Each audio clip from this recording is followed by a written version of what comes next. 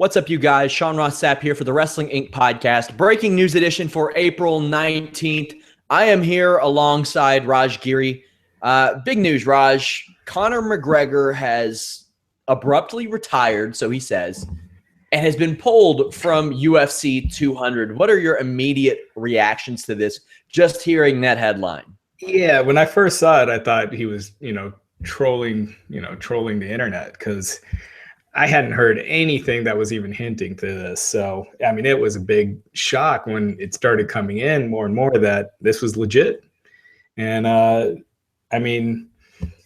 UFC has been having a banner year, but that's been on the shoulders of Ronda Rousey and Conor McGregor. Now, with Ronda out till the end of the year and Conor, who knows what's going on with him right now. That just completely changes the state of the company, I think. I mean, they're still going to be strong, but two of their biggest box office draws out for the foreseeable future. That's gigantic. They really just started to get a stranglehold on that pay-per-view market. It doesn't hurt that the WWE got out of it, but around last January, it started with John Jones and Daniel Cormier, then Nick Diaz and Anderson Silva. Well, neither one of those guys are getting any younger or fighting any, or in Diaz's case, fighting any more frequently. Rousey's sitting out. McGregor's willing to sit out now, it appears. Dana White was on ESPN, which I still think it's kind of funny that they don't break this news on their broadcast partner, Fox. He says that Conor McGregor is in Iceland training and didn't want to come to Las Vegas to promote the fight or film the commercial. He stated that this only happened one other time, and it was the Nick Diaz GSP fight, and he pulled Nick Diaz from it. As it turns out, Raj, there are rumors flying from reputable sources that say that Conor McGregor asked for a $10 million fight purse for UFC 200. Yeah, that's when it started coming in that this looked legitimate. That was the immediate thing that came to my mind is A, either it was about money, or B, he just wanted some time off after the MMA fighter died last week. And $10 million. In the grand scheme of things, how many buys does Conor McGregor add? You got to think it's quite a few. A lot. Probably half a million. They did 1.4 million against Nate Diaz as a last-minute replacement. Yeah, so you would think this one is probably going to do close to 2. Who knows? It might even beat 2, depending on how the push is the last few weeks. And that's all Conor McGregor. So you take that 500,000 buys, and is it worth it? And if that's his asking price, I'm sure it's negotiable. I'm sure he'd come down a little bit, but that's not what Dana White's saying. He's saying that Conor refused to do publicity for the event, which just doesn't sound like him. Yeah, it doesn't sound like him. And what else is Dana White going to say? Is he going to say, well, our fighters, as well as the WWE, get, one of the lowest cuts of any sports in the world? He's not going to come out and say that, even though it's true. Is he going to come out and say, well, our guys are looking to make up this money they lose by having exclusive sponsorships with Reebok? Imagine how much money Conor McGregor would make on the open market from sponsorships. If this were 2008, he'd be rolling in it, because everything he touched seems to turn to gold. By all means, I think that Conor McGregor may be the most valuable male performer they've ever had, and even more so than Brock Lesnar, because Lesnar didn't have to overcome the hurdle of being a featherweight. You always have those casual fans that say, he's 145 pounds, I can beat him up, yada, yada, all that crap. Also, Conor McGregor didn't have the benefit of a WWE run behind him as well, and is still selling 1.4 million pay-per-views. Yeah, as far as a self-made star with only a little bit of notoriety coming into the UFC. The hardcore MMA fans knew who he was, but that was about it. The guy really made himself into a gigantic, arguably the biggest star that they've had.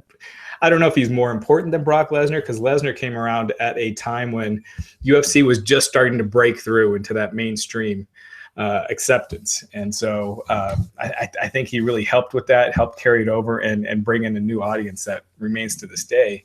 But But man, I mean, this is a gigantic blow, and it really hurts the UFC 200 card because I mean, it was a solid card before Conor dropped out. I mean, it was a really strong card, and now you look at the card: Jose Aldo, Frankie Edgar, Miesha Tate, and Amanda Nunes. It just went down a lot. Unless they could pull a rabbit out of their hat, unless they're, throwing that F money, as Virgil would say, to GSP. This show is hurt badly by this. Yeah, I mentioned that earlier. The biggest beneficiary of this is George St. Pierre, who has also been talking about a return and said that the Reebok deal is his hangup. We have an article on that on the site. This is a guy who has said that he is open to return and said that, he's interested in money, and his asking price just shot through the roof without Conor McGregor. Also, I see a lot of people saying that McGregor's crazy for asking for $10 million. I don't think so at all. He sells comparable pay-per-views to Floyd Mayweather, and Floyd Mayweather would make $18 million guaranteed and then would get another $2 to $3 per pay-per-view sold. So, I mean, and that would sometimes bring his pay up to 35, 40 million. I don't think it's crazy for Conor McGregor, who has proven that he can sell well over 1 million pay-per-views, to ask for $10 million. Compared to other fighters, yeah, it's a lot, but really all these fighters should be making a lot more money. Yeah, I mean, it's hard to say if all of them should. It depends on where they are in the card, what they're bringing in. I mean, you gotta look at the difference that he makes to a pay-per-view, and is he being compensated reasonably for that difference that he makes? 10 million, that's going to be an expensive show as it is with the fights they have in place, and those payouts are going to be big. So, it's I mean, you got to think with points and everything that he'd probably be getting close to that, but because GSP would get close to 5 million on for his fights, with all things considered. So I don't know. You got to take it with a grain of salt. Who knows at this point? I mean, if they get 50% of pay-per-view revenue, I don't know what they get, 40 or 50% probably, and they do 1.4 million, that's about 40 to 45 million. And that's just basing that on the last Diaz fight. So that's about 42 million there, and that's before we go into sponsorships and things. I think that's a reasonable cut for McGregor. He has proven that he is the biggest star, at least on the male side of things, in the company. Well, yeah. So you got let's say it does 2 million with Conor. So you got 2 million. Their cut is what, about $30 a pay-per-view. Yeah. So you're looking at about 60 million. So and it might be more than that because they might raise the price of 200.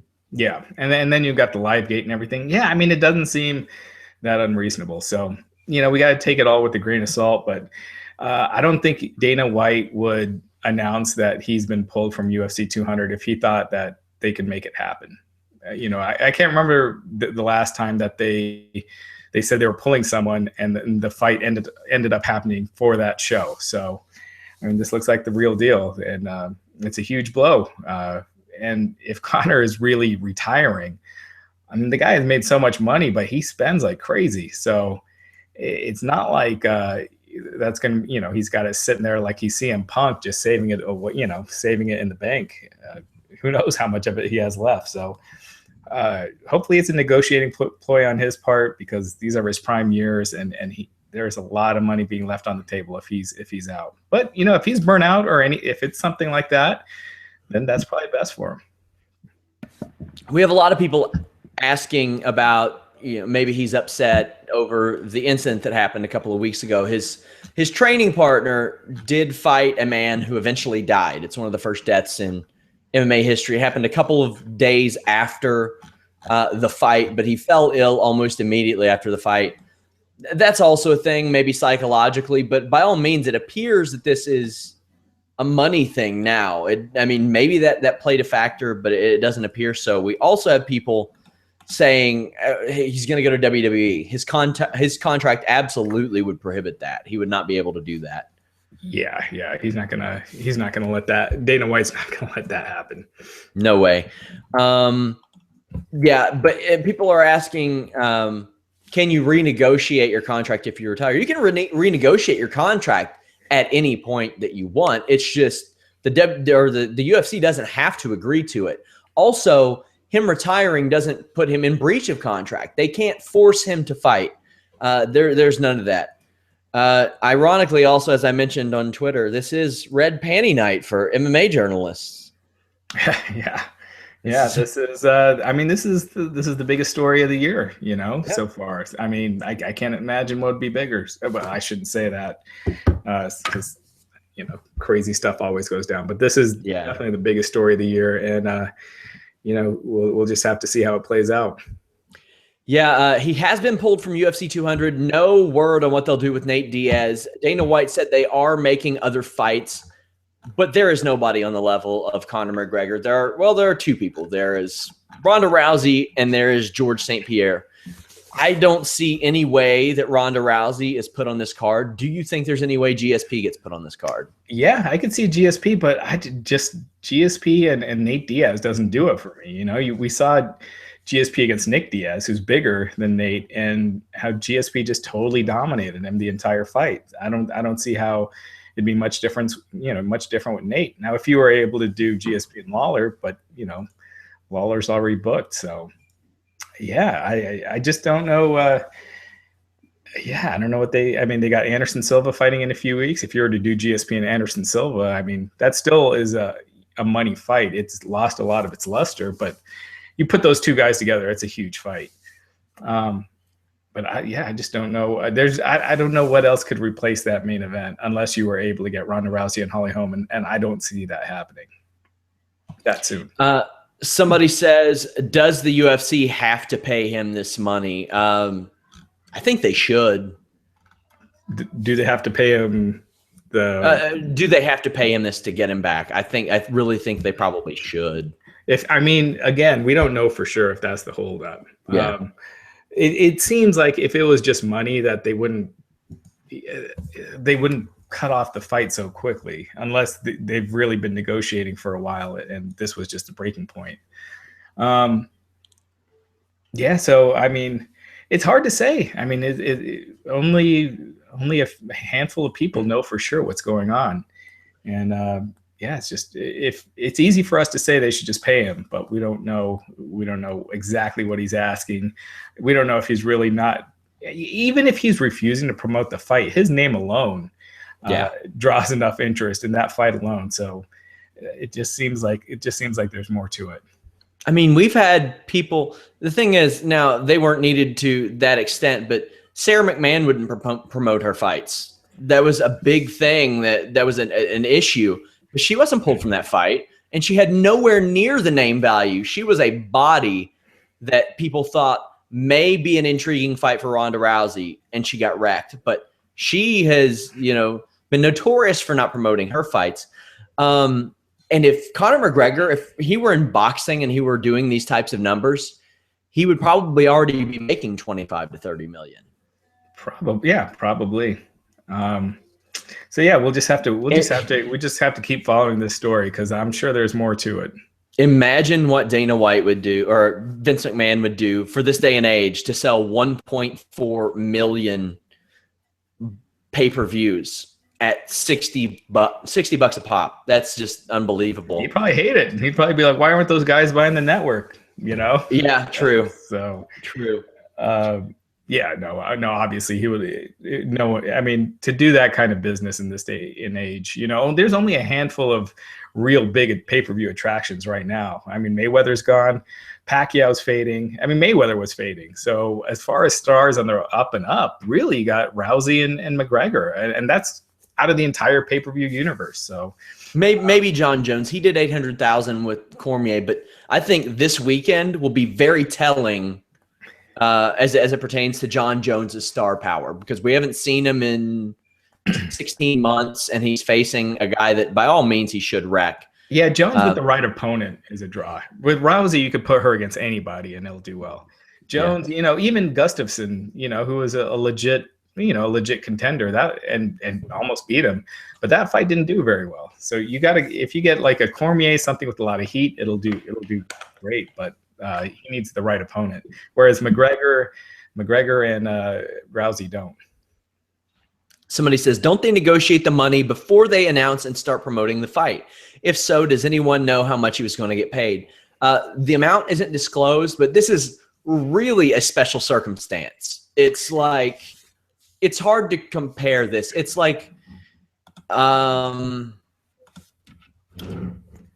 it'd be like if LeBron James, and he's got a contract. Well, no, that's not even fair either, because they stick to their contracts. It's just Conor McGregor is a draw.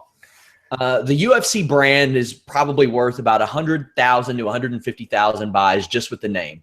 That's usually what their lowest of the low do. To put that in perspective, McGregor's doing. Did they officially announce the fight? Yeah. Okay, because I don't remember them actually announcing it. I remember them talking about it, but I never seen any publicity or anything with it.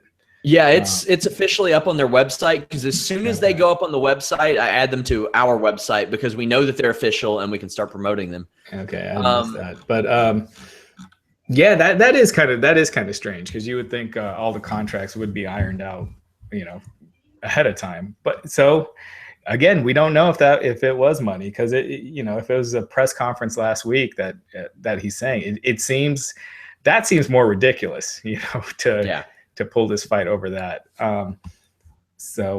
Yeah, well, there's a couple different stories floating around. Ultimately it almost always seems to come down to money. So yeah. Somebody says, what fight would you put on the card to get people excited? We're talking like 2.5 months away now. Man, yeah, it's tough. If GSP's ready, I'd put him against anybody. I don't care who. Yeah, but who is the opponent that really, would make people go, wow, that's an awesome fight. I think just his pure existence would get them over 1 million. Just his return, and then you could kind of stretch it out. Do his, because I think warm-up fights are like criminally underutilized in MMA. Like that Khabib fight this weekend. He needed, after 2 years, to come back and fight a guy like Daryl Horcher and get back in the game. I think if you give GSP anybody, it's going to do big numbers, just so people, just out of the curiosity. And then if he wrecks the guy, dominates him, then you keep that curiosity going. Really, if he just beats him at all, because styles make fights. But I don't think you need really any big name along with GSP. Ronda Rousey, maybe the same way. You say, hey, this is her tune-up fight. She wins. She gets her title shot. I think both of those could work. But if you're wanting that 2 million pay-per-views, you got to think of something more creative. And that's going to be pretty hard to do. Yeah. Also, some news, and I never thought that I'd be talking about total Bella's Raj. But, there were some rumors a few weeks ago that Daniel Bryan, WWE, might be on the outs because he was pulled from events. He's going to be on this show. So he is an active, essentially on-screen character for the WWE. And it looks like this may have actually had something to do with that, because it appears they're probably, or have they already started filming this? I mean, it would be the right time with Cena out of action and Daniel Bryan out of action. So yeah, I believe they've started, and I think that Cena and Bryan are actually rooming together right now. Yeah, that's the show. So, I might watch that show. I realize it's all scripted, but that sounds great. That sounds like a blast. Yeah. I don't know how you keep it going for multiple seasons, or if that's even the plan. I mean, anytime a show's a hit, they'll do it anyway. But because Total Divas is pretty much ran its course, and they got another season coming. They're trying, but you just see with this last season, the interest is dying, and I don't see that changing. So Daniel Bryan, WWE appear to be thumbs up. I don't think we've spoken to you, Raj, since Bray Wyatt got injured. What are your feelings about that? Man, that was, you talk about your crappy timing. I mean, they built him up in the main event, big baby face turn. They look like they're finally doing something with this guy, and then pow. And then not really mentioning it on Raw at all, like not mentioning him, or, at least I think they should have brought up that, he suffered some sort of injury, showed the footage, and then just not like completely kill it cold. Because I don't know. I just felt like when you build up a guy that 1 week, come up with something for the next week and not mention him at all. So huge blow. They haven't announced anything yet. They never did with Luke Harper, but Bray Wyatt's obviously a much bigger star. So I think he's getting checked out this week, and so we'll have to just wait and see if they come back with an official word. Speaking of huge stars, Conor and Adam Rose failed drug tests, Raj. Yeah, that they just need to stick with the DDP yoga, I think. It's just something. It's just so weird, the whole thing. That years that no one gets popped, and then all of a sudden two guys, get popped. It's just, other than Hornswoggle and Ricardo, and Rey Mysterio at his fattest. Yeah, so it's a little shady. I don't. But they got popped. So Conor got popped in 2006. Yeah. And 2016. Yeah. You can't say, well, I tried it twice, 10 years apart. I mean, look at the guy. He's enormous. And he was let go for a bit. So I thought they amended their wellness policy that if you got fired and came back, that you're back down to 0 strikes. So I'm tired of trying to figure out that thing. It's a constantly evolving piece of legislation that I'll say, I think it's good they don't suspend their stars for like marijuana use. They do for synthetic stuff. But I mean, I would imagine that's helped with the painkiller use that was rampant in pro wrestling. So thumbs up for that. Raj, we have an insane, psychotic pay-per-view schedule over the next 2 months. Do you realize this? Do you realize all the shows? Yeah. We got a little time off here, kind of, the last couple of weeks, nothing too crazy. And it's about to pick up. So get ready. Yeah, guys, this Saturday, UFC 197, John Jones versus OSP interim light heavyweight title. Also Demetrius Mighty Mouse Johnson versus Olympic gold medalist Henry Cejudo. Also former champions Showtime Pettis, Carlos Esparza on the card. The week after that, Raj, WWE Payback, that card's starting to form. The week after that, Ring of Honor, New Japan, Global Wars. The weekend after that, a loaded UFC 198 show from Brazil. The week after that, Extreme Rules. Then they go for a quick 1 week break. No pay-per-views that week unless they schedule something on us. And then we have UFC 199 and NXT TakeOver in the same week. So that's like 6 weeks. That may be the most events I remember over a 6 week stretch. Yeah. And then UFC 200 in July. And you know what? They got Johnny Hendricks. Yeah. They got Johnny Hendricks on that card against Kevin Gastelum. You could pull Hendricks, that there is a lot of controversy with that last fight.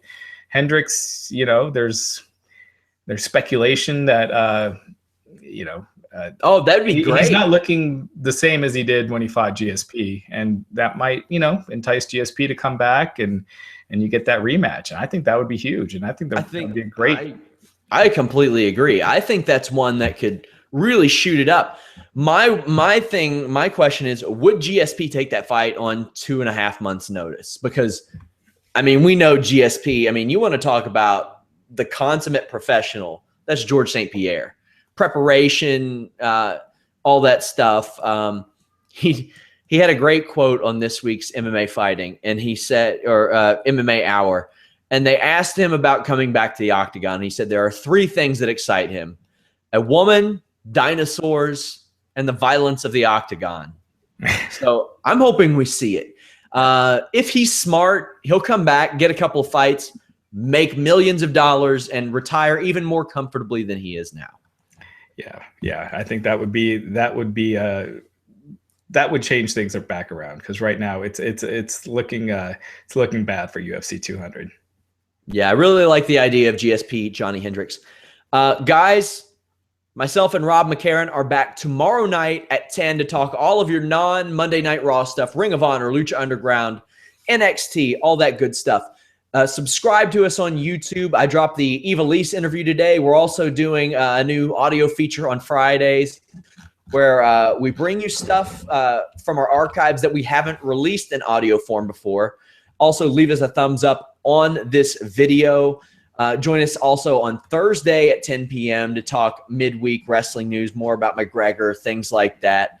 Raj, anything else to tell the people? Conor McGregor pulled us both out of the gym today. I know. Yeah, I gotta get back to it. I haven't had dinner yet, so I'm a little out of it. So, but yeah, crazy stuff, and we'll keep people posted. Indeed, guys. Thank you so much again. Join me Saturday for the UFC 197 live viewing party. Hope to see you all there. Until then, we are out.